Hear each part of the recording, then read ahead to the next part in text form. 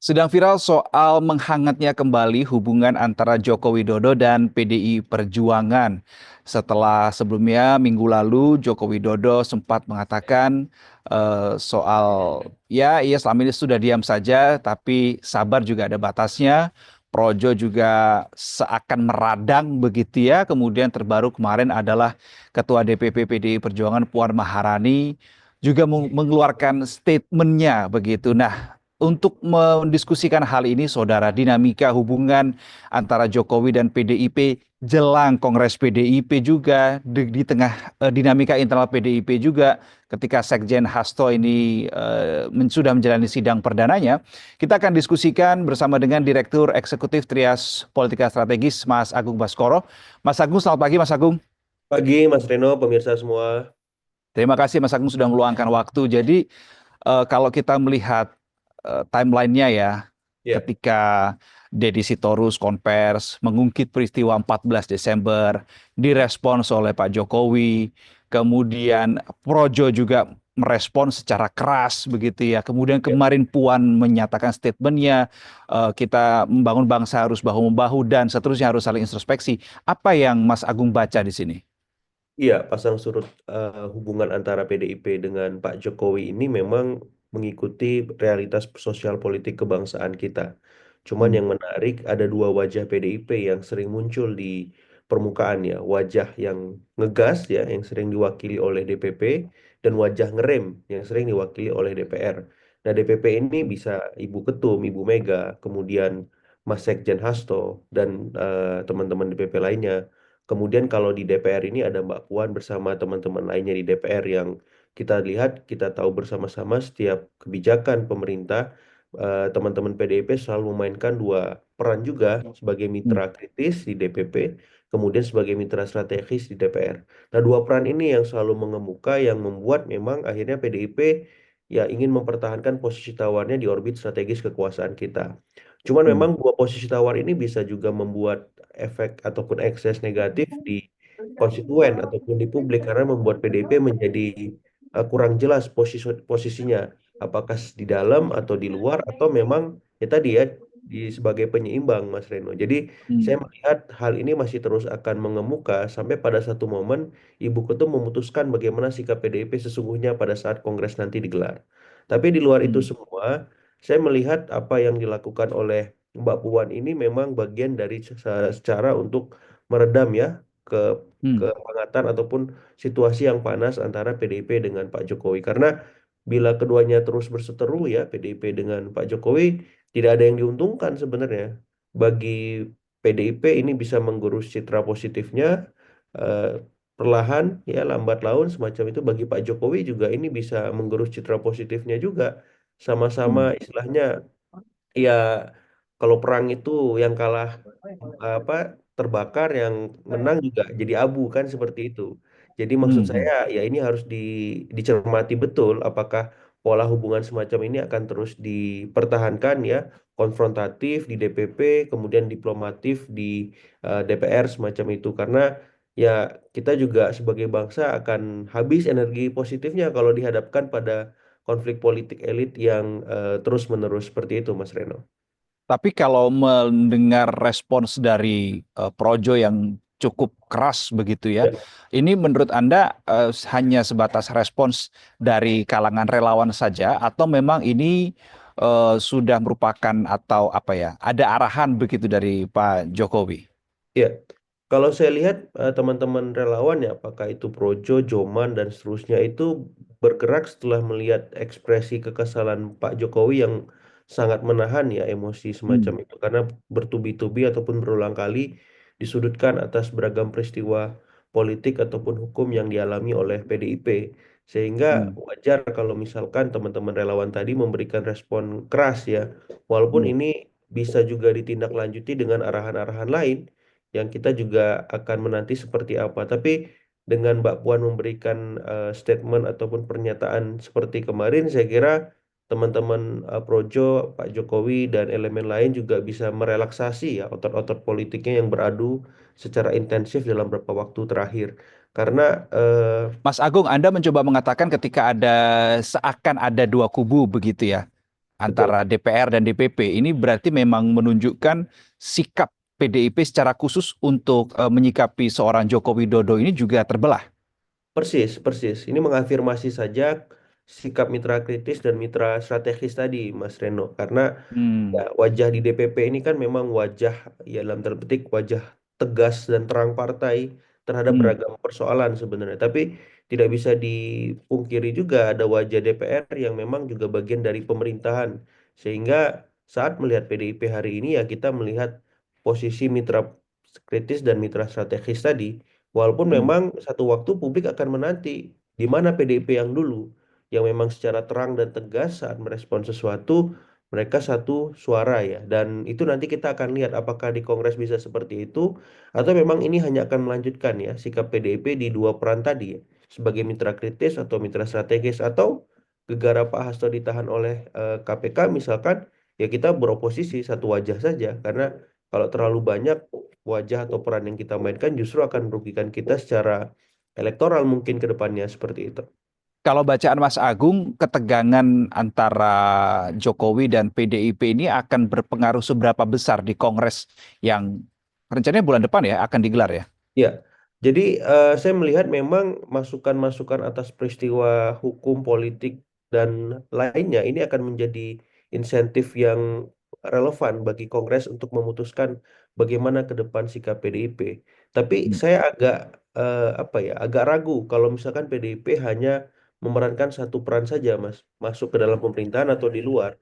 Saya Hmm. melihat memang ada arahan untuk memainkan dua peran ini sekaligus ketika nanti diputuskan di Kongres. Kenapa? Karena ini akan menjadi apa ya, cara PDIP untuk tadi ya bisa membuka ruang-ruang komunikasi dan dialog dengan pemerintah.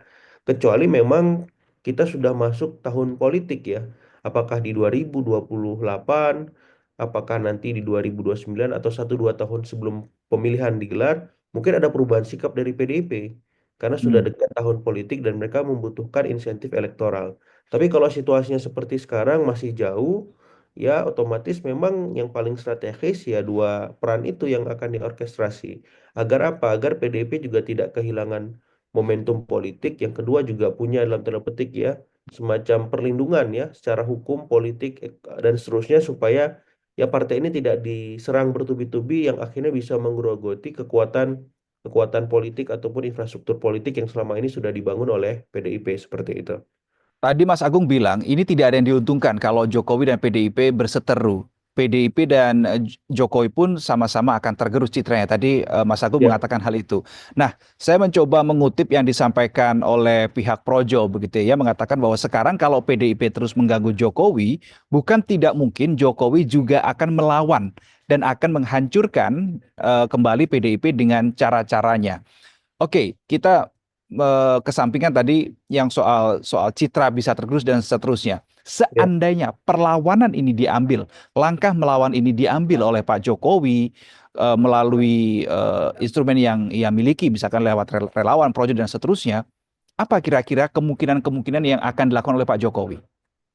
Iya, yang paling mungkin karena memang beliau masih punya ya kekuatan-kekuatan di infrastruktur politik yang ada di negeri ini, ya bisa Hmm, jadi PDIP akan mendapat semacam dalam tanda petik serangan, bisa jadi bentuknya serangan-serangan politik, hmm, serangan-serangan hukum, ya, ataupun di bidang lain. Karena kita tahu ya Pak Jokowi ini kan baru lengser 5 bulan, Mas Reno. Ya ya, 2 periode kekuasaannya masih ada tersisa dan saya kira itu kasat mata dapat kita lihat secara langsung ya. Kalau mhm, misalkan serangan politik ya bisa jadi beliau membesarkan partai atau membuat partai baru yang sedikit banyak itu bisa menggerus ya basis massa laten PDIP. Ambil contoh di Jawa Tengah saja. Dan itu hmm, sudah terlihat jelas ketika Pilpres, Pileg, dan Pilkada kemarin. Itu mhm, contoh serangan politik, serangan hukum ya bisa jadi memang kasus-kasus yang menyudutkan Pak Jokowi ini akan dibawa ke ranah hukum. Ya, apakah ke Polri, ke KPK, ke Kejaksaan, dan itu memang sedikit banyak akan menjerat kader-kader PDIP yang terus menyudutkan Pak Jokowi. Atau ya hal lain yang memang di situ berkelindan ya kader-kader PDIP yang punya problem hukum dan belum diusut misalkan. Tapi hmm, hal-hal semacam ini kan jadi apa ya kurang positif atau kontraproduktif bagi bangsa kita. Karena betul. seakan ini sebagai barter barter apa ya, barter ancaman, barter Mhm. kekuasaan untuk saling diadu. Dan tadi saya bilang yang menang jadi arang, yang kalah jadi abu, Mas Reno. Jadi tidak ada Mhm. yang diuntungkan itu, walaupun Karena sama-sama terbakar intinya kan. persis karena keduanya ini pernah sambil saling bersinergi, berkolaborasi membangun negeri kita selama hampir 2 periode ya. Wah, Mhm. jelang Pilpres 2024 saja PDIP sama Pak Jokowi berpisah. Tapi sebelumnya kan sangat intim. Jadi dapur masing-masing tahu semua jeroannya, kekurangannya, kelebihannya, dan seterusnya. Nah, untuk apa ini diadu? Ya betul kata Mbak Puan, kita harus move on, melihat ke depan. Bangsa ini harus dibangun dengan kolaborasi.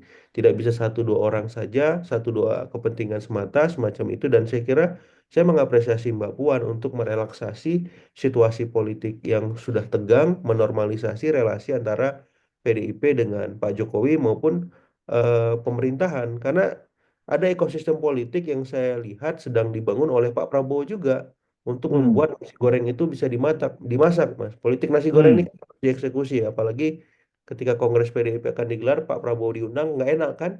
Kalau situasinya kurang harmonis, kurang hangat seperti itu. Jadi saya berharap ya ke depan ada apa istilahnya statement-statement seperti Mbak Puan ini juga disampaikan oleh teman-teman DPP supaya apa ya kohesi politik masyarakat, kohesi elit kita politiknya bisa lebih terkontrol semacam itu. Yang disampaikan juga oleh Projo adalah kami meminta kepada PDIP agar segera move on dari Jokowi. Tetapi dengan Deddy Sitorus beberapa waktu lalu yang kembali mengungkit peristiwa tanggal 14 Desember yang kita tidak tahu benar tidaknya begitu ya. Apakah ini mengkonfirmasi juga bahwa PDIP belum sepenuhnya move on dari peristiwa atau dengan ketegangan dengan Pak Jokowi sendiri. Dan juga dikonfirmasi oleh ajakan dari Mbak Puan, ayo kita move on begitu. Apakah ini mengonfirmasi PDIP belum move on atau bagaimana Mas Agung? Ya, saya melihatnya memang dari internal PDIP berusaha untuk memisahkan ya arena di DPP dengan arena di DPR semacam itu. Dan Hmm. kalau memang ini dipisahkan terus, ya konsekuensi-konsekuensi politiknya akan hadir. Ya konflik ini akan terus masuk pada level yang sangat tinggi bahkan kritis yang akan membuat tadi pertarungan ya adu kuat, adu gengsi politik itu akan terjadi dan kita akan melihat siapa yang menang jadi arang, siapa yang kalah jadi abu, tinggal seperti itu. Nah, yang kedua yang harus memang digarisbawahi di sini adalah bagaimana kemudian melihat ya respon teman-teman PDIP di DPP sebenarnya. Dari awal saya sudah menjelaskan untuk memisahkan kasus hukum dengan manuver-manuver politik yang akan dilakukan oleh PDIP ke depan. Nah, sayangnya Hmm. di DPP ini terus saja disatukan, dibuat berkelindan, saling terkait satu sama lain. Karena sayang kalau saya lihat kalau misalkan DPP itu dalam tanda petik mengasosiasikan diri sama dengan Pak Hasto semacam itu. Jadi ini menjadi apa ya memberikan wajah minor kepada DPP PDIP sendiri. Karena apa? Karena ya Pak Hasto punya kasus hukumnya yang harus dia selesaikan, yang harus dihadapi sendiri. DPP PDIP lebih besar dari seorang Hasto misalkan. Nah, saya melihat Hmm. concern itu penting. Kenapa? Karena PDIP harus memainkan peran-peran yang strategis. Bagaimana bisa melakukan keoposisian yang substantif. Ada banyak sekarang masalah, misalkan. Bagaimana respon tegas PDIP merespon itu? Nah, hal-hal semacam ini kan jadinya nggak clear, nggak jelas, nggak tegas seperti itu. Masyarakat sipil kita akhirnya sendirian merespon beragam dinamika kebijakan yang sekarang mengemuka. PDIP seakan-akan tidak terlibat di sana, bahkan memperkuat ya peran-peran yang sudah kuat yang dilakukan oleh pemerintahan hari ini seperti itu. Mas Agung menyebut PDIP terbelah jadi dua bagian, kubu DPP dan juga kubu DPR, begitu ya, yang ngegas dan yang ngerem. Nah, lalu apa? Atau bisakah seorang Ketua Umum Megawati Soekarno Putri menjadi tengah, kemudian atau apa yang harus dilakukan oleh seorang Ketua Umum menyikapi dua sikap ini? Iya, saya kira memang pada satu momen di Kongres nanti akan ada keputusan tegas dari Ibu Mega ya. Apakah Hmm. tegas atau ngerem atau dua-duanya tetap dipertahankan. Yang jelas memang situasi politik hari ini memang meniscayakan PDIP untuk memainkan dua peran tersebut. Karena apa? Ibu Mega ini punya relasi positif dengan Pak Prabowo, suka atau tidak. Tapi sayangnya secara institusional PDIP kalah dari Pilpres, otomatis dia harus punya jati diri identitas sebagaimana selama ini dia peragakan ketika Hmm. misalkan Pak SBY berkuasa, dalam tanda petik, kentutnya Pak SBY aja salah misalkan, walaupun tidak Hmm. terdengar seperti itu. Nah Hmm. sekarang Pak Prabowo melakukan banyak istilahnya penetapan kebijakan ya beragam macam keputusan yang itu memberikan kegaduhan lewat menteri-menterinya. itu PDIP hari ini seringkali bersuara tidak jelas, Hmm, bersuaranya antara iya dan tidak semacam itu. Dan itu membuat ya tadi masyarakat sipil sendirian dan tidak ada kekuatan formal di parlemen yang menemani masyarakat sipil, dan publik akhirnya hanya mengharapkan bagaimana elemen-elemen masyarakat sipil terus mengawal kebijakan demi kebijakan. Nah, saya kira hmm, ini bisa jadi pertimbangan juga. Terlepas ada kebutuhan PDIP membangun relasi, membangun ruang dan dialog dengan pemerintah, tapi masyarakat ini perlu mendapatkan sahabat ataupun teman koalisi supaya apa? Supaya tidak semuanya tumpah ruah di jalan, Mas Reno. Kalau setiap kebijakan oke, kemudian ada kegaduhan, viral dan menimbulkan beragam dinamika di lapangan dan semuanya tumpah ruah di jalan dengan situasi bangsa kita hari ini yang kurang kondusif secara ekonomi, ini kan jadi mengganggu stabilitas nasional secara keseluruhan. Nah, saya memang berharap akhirnya PDIP bisa menemani masyarakat sipil di luar pemerintahan dan tegas saja. Ya kalau memang harus hmm, membangun komunikasi silahkan, tapi dalam kerangka ya untuk ya istilahnya biar tidak ada kesalahpahaman dan pemerintah punya penjelasan kepada PDIP ini arahnya seperti apa dan PDIP mencarikan solusi itu. Tapi PDIP juga bisa menjadi mitra yang dalam tanda petik ya berusaha lebih sehat, lebih produktif, hmm, komposisinya substantif, memberikan alternatif-alternatif kebijakan ketika harus merespons segala sesuatu. Misalkan soal ya yang terdekat soal ini APBN tekor. Eh, ya, PDP ngasih masukan, korteksnya dibenerin dong.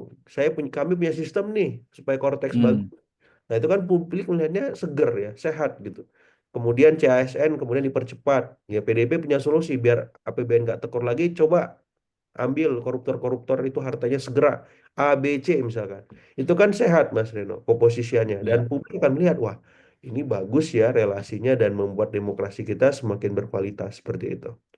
Menjadi oposisi yang solutif, tidak oposisi Ya, yang asal gigit gitu saja ya. Oke, eh, oke, Mas Agung, kalau ya, tadi kita obrolkan dari awal sampai sekarang, setidaknya aku menyimpulkan ini ya, ya, ada dua masalah sebetulnya yang dihadapi oleh PDIP, masalah PDIP versus dirinya sendiri, betul. permasalahan internal, dengan PDIP dengan Jokowi eksternal dalam hal ini. Nah, apa ujungnya dari dua masalah ini, Iya, kira-kira?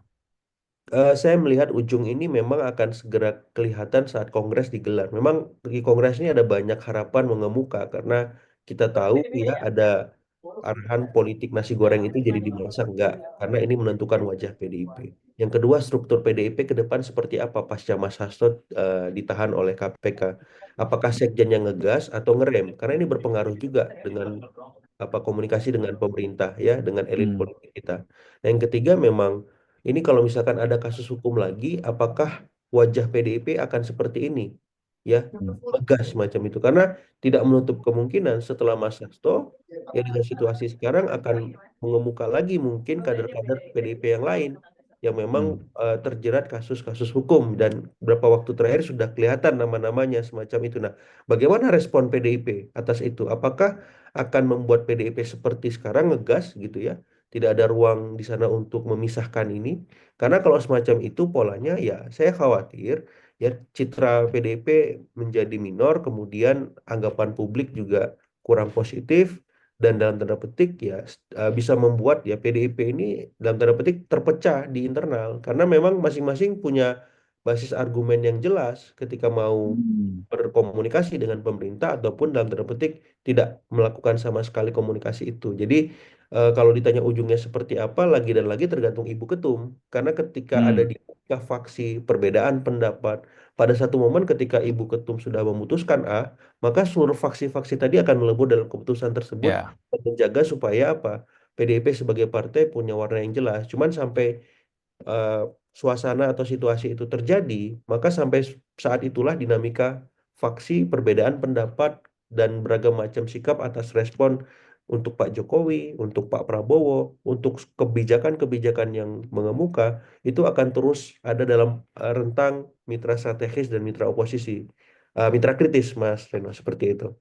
Mas Agung, terakhir saya Ya, baru teringat ini. Eh, dengan ada konflik antara Pak Jokowi dengan PDI Perjuangan yang sampai dengan saat ini masih tegang begitu ya ototnya. Betul. Saya jadi teringat Pak Prabowo ini kan figur yang tidak suka kalau ada gontok-gontokan begitu kan. Karena ini Iya, bisa bisa juga salah satu anggapan yang muncul adalah ini bisa mengganggu stabilitas nasional. Nah, mungkin saya tidak tahu bagaimana analisis dari Mas Agung yang saya butuhkan. iya, Mungkinkah seorang Prabowo Subianto akhirnya hadir di tengah-tengah itu untuk menyelesaikan sudahlah, kalau usah bertikai, ayo kita bareng-bareng bangun negara ini gitu. Mungkin nggak iya. itu terjadi? Iya, sangat mungkin Mas Reno ya, karena ini bisa menjadi prestasi tersendiri bagi Pak Prabowo untuk memastikan Hmm. seluruh eks-presiden bisa berkumpul bersama, bercengkrama, memberikan masukan kepada beliau. Nah, itu Hmm. semua bisa diawali ketika nanti PDIP menggelar kongres. Pak Prabowo datang nggak ke kongres itu? Kalau datang, Hmm. saya berharap setelah itu politik nasi goreng bisa dimasak. Dan setelah itu, Oke. ya, kemudian para eks-presiden ini bisa dikumpulkan. Pun tidak bisa satu waktu, minimal Pak Prabowo bisa berkomunikasi dengan semua eks-presiden. Sehingga Hmm. balancing of power antar presiden itu bisa terbentuk. Jangan sampai Jokowi terlalu mendominasi, atau Pak SBY juga terlalu menghegemoni.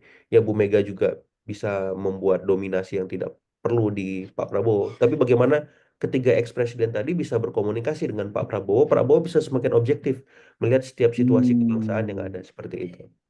Oke, Mas Agung Baskoro itu yang situasi politik yang kita nantikan bersama, tetapi sekali lagi kuncinya ada di Kongres nanti yang akan segera berlangsung, dan Betul. setelah itu baru kita bisa membaca, memperkirakan kira-kira yang ke depan akan seperti apa, apakah nasi goreng atau nasi bakar yang sehingga jadi abu begitu. Kita nantikan Iya, bagaimana nanti ujungnya. Mas Agung, terima kasih untuk waktu sama-sama dan Mas juga Reno. diskusi di kesempatan kali ini. Selamat Ya, pagi. pagi Dan Mas. saudara itu tadi adalah diskusi kami soal menganalisis soal hubungan Jokowi dan juga PDI Perjuangan. Tadi kata Mas Agung, sangat besar kemungkinan seorang Prabowo Subianto bisa mengambil peran untuk menengahi keduanya demi satu yang dibahas atau satu yang diutamakan adalah bagaimana supaya kehidupan berbangsa dan bernegara ini bisa dibangun secara bersama-sama. Kalau menurut Anda, saudara, bagaimana? Mungkinkah peristiwa itu terjadi dan kira-kira apa ujungnya? Konflik antara Jokowi dan PDI Perjuangan. Salam SCTV.